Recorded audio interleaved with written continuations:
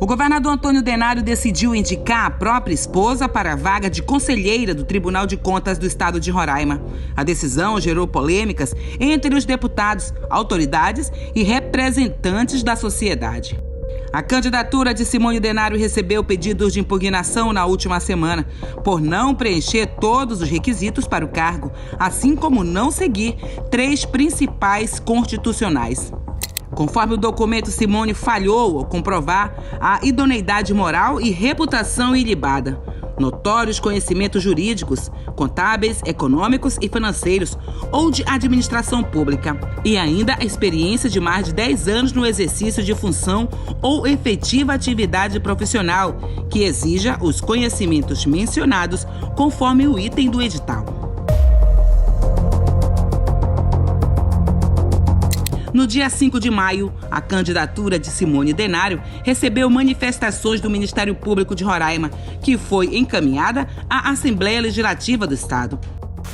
A candidata era sócia administradora de 2 empresas enquanto exercia cargo público, além de supostamente alterar as informações da certidão na Junta Comercial do Estado. O documento do Ministério Público cita ainda o regime jurídico dos servidores públicos civis, regido pela Lei Complementar Estadual de número 053/01, que proíbe o servidor público de participar de gerência ou administração de uma empresa privada.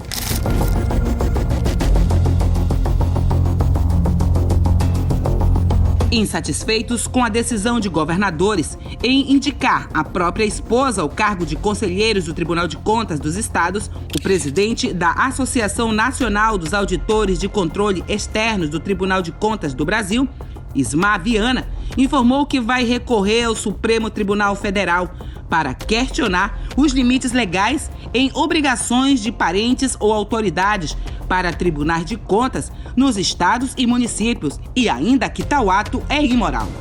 Nós costumamos esclarecer que não discutimos pessoas, então não discutimos indicações nos casos concretos, nós discutimos modelos mais ou menos suscetíveis a riscos de interferências, a risco de descredibilidade social na atuação do Estado. Então, nós discutimos modelos, formas, impactos desses modelos. Então, nós temos a Lei de Improbidade Administrativa reformada, que traz a vedação do nepotismo. Nós temos a súmula 13 do Supremo Tribunal Federal. Então, ainda que saibamos que alguns defendem que esses parâmetros normativos não se aplicam às escolhas de conselheiros e ministros de Tribunal de Contas, o fato é que é justa a legítima expectativa do cidadão em um controle imparcial. E precisamos da independência de fato, independência aparente, para gerar a confiabilidade plena do cidadão na atuação dos órgãos de controle. Não existe um controle com dúvida em relação à imparcialidade dos controladores, sejam julgadores, sejam auditores, sejam procuradores. Então isso mundialmente é o que se adota. Então assim, de fato, João, ninguém gosta de ser controlado. Então é da natureza humana. Então sempre que há uma margem para escolhas discricionárias, é natural que o agente queira ter um controlador para chamar de seu. Então, isso é ruim para a República.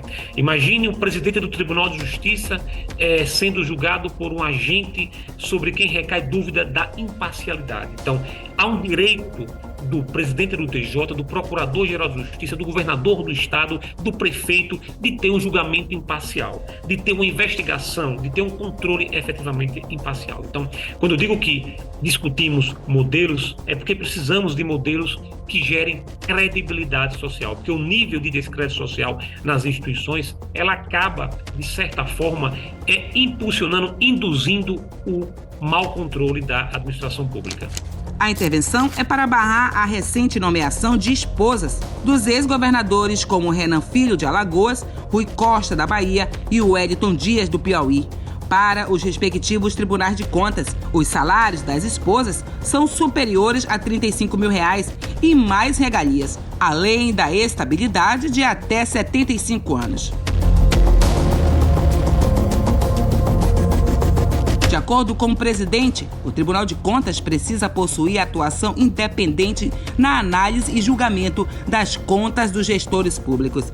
E complementa, falando do nepotismo explícito, a presença de parentes de políticos e coloca em dúvida todo o trabalho dos tribunais de contas, seja pela proteção a aliados ou perseguição a rivais políticos. Na próxima semana, a ação será apresentada ao Supremo Tribunal, que não questiona diretamente as nomeações, mas provoca a instância máxima do Judiciário a definir claramente as regras.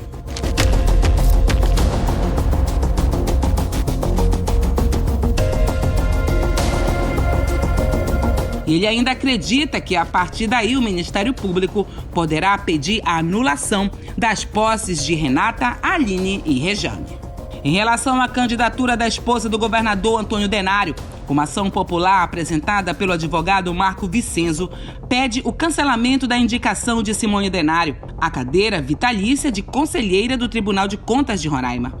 Segundo Marco Vicenzo, é imoral que a própria esposa do governador analise e julgue as contas do Estado, recebendo a bagatela de mais de R$62 mil. Se trata de uma ação popular com pedido liminar que tramita na 2ª Vara de Fazenda Pública do Estado de Roraima. Essa ação requer a anulação da inscrição da esposa do governador, que pretende ser candidata a conselheira do Tribunal de Contas do Estado. Ora, como a julgadora, o principal órgão de fiscalização e controle e julgamento das contas públicas, pode ter uma aparente de relação conjugal em seus quadros? É impossível.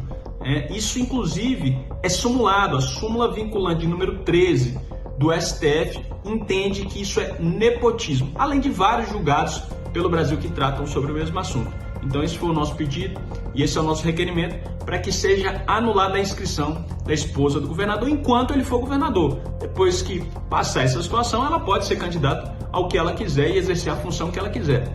Entende o judiciário que não se trata de uma nomeação de caráter político, e por isso os membros do Tribunal de Contas do Estado não podem ter relação de parentesco, principalmente relação conjugal. Até o momento, a Assembleia Legislativa de Roraima já recebeu 3 pedidos de impugnação da candidatura de Simone Denário. Os advogados Leocádio Menezes, Jorge Mário Peixoto e Jonathan do Carmo Rodrigues protocolaram os documentos.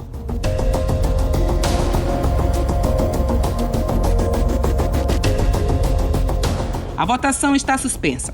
Já se passaram uma semana e, devido aos pedidos de impugnação de Simone e a tomada de decisão de manter Simone como candidata ou impugnar a sua candidatura, batendo de frente com o governo, gera um silêncio geral por parte da comissão na Casa do Povo.